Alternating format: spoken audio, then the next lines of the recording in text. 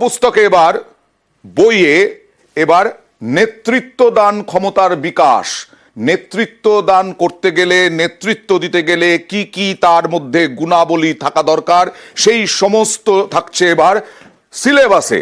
একাদশ শ্রেণীর সিলেবাসে রাজ্য শিক্ষা দপ্তর স্কুল পাঠ্যক্রমে চলতি শিক্ষাবর্ষ থেকেই এই নেতৃত্বের পাঠ দেওয়া হবে। একাদশে সেকেন্ড সেমিস্টারে নেতৃত্বের পাঠ। কথা বলবো প্রতিনিধি সোমরাজের সঙ্গে। সোমরাজ, কি কি থাকছে, কিভাবে থাকছে গোটা বিষয়টা?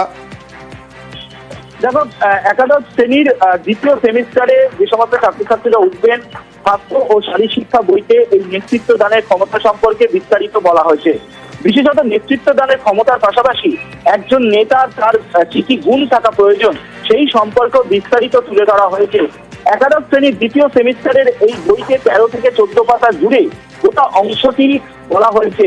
কেন? তার কারণ হলো উচ্চ মাধ্যমিক শিক্ষা সংসদের সভাপতি যেটা জানাচ্ছেন যে ছাত্রছাত্রীদের আগামী দিনে যে কোনো ক্ষেত্রেই নেতৃত্ব দানের ক্ষমতার প্রয়োজন হয়।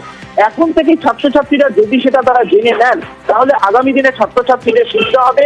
তাই গোটা বিষয়টিকে মাথায় রেখেই রাজ্য সরকারের তরফে সিদ্ধান্ত নেওয়া হয়েছে।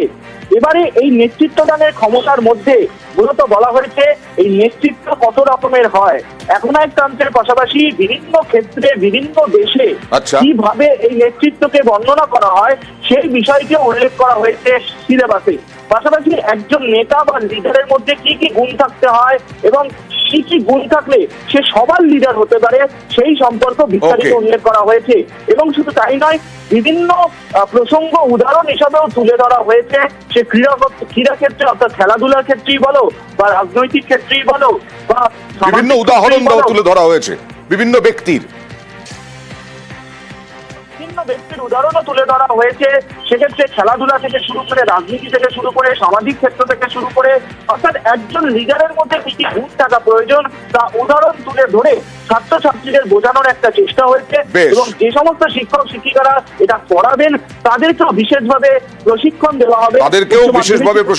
হবে। কারণ এটা একেবারেই নতুন পাঠ্যক্রম, তাই কিভাবে নেতৃত্ব দিতে হয়, কিভাবে পড়াতে হবে সেটাও স্কুল শিক্ষা দপ্তর চিন্তা ভাবনার মধ্যে রেখেছে।